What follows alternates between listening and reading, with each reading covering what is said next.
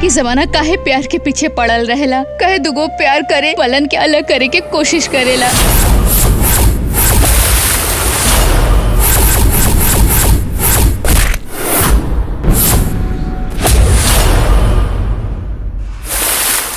कौन है साला मार का मुंह तुर? हमने ससुर सुतल बड़ा दूध का पहुंचाई तो हर बार। अरे दूध ले लाए भाऊजी।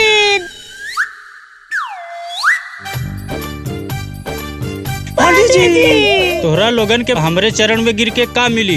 एड्रेस चुम्मा है काफी है, मेरे तरफ से माफी है, सटिए नहीं गाड़ी लड़ जाएगा,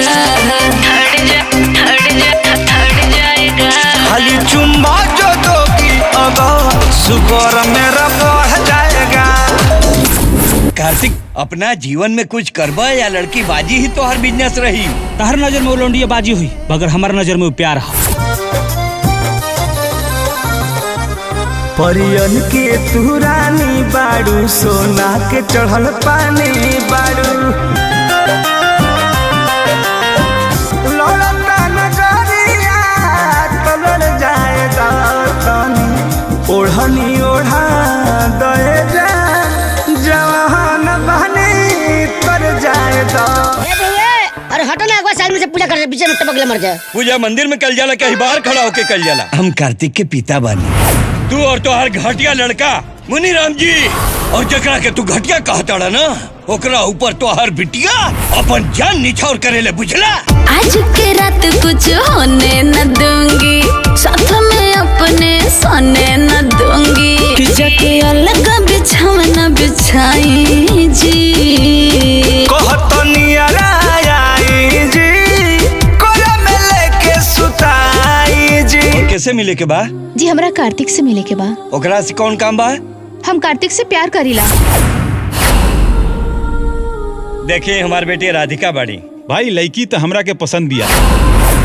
जब तू ताकेलुए जान हमरी ओरिया, करे जावा पे गिरेला बिजुरिया, हो नैना करे खाली, नैना करे खाली तोहरे फिकिरिया, ए जान दिल पे गिरेला बिजुरिया। तू कार्तिक के भुला जा माई, कार्तिक हमरा दिल में बड़े, हम उनका के ना भुला पाई।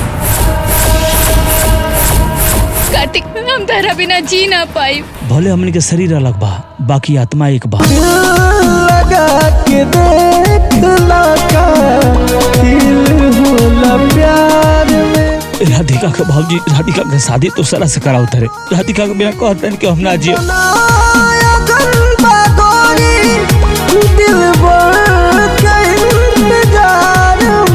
कार्तिक तहर बाबूजी जरूर घरे आयल रहलन, लेकिन हमनी के मिलावे खातिर ना, हमनी के अलग करे खातिर वो आयल रहलन। राधिका, ए राधिका,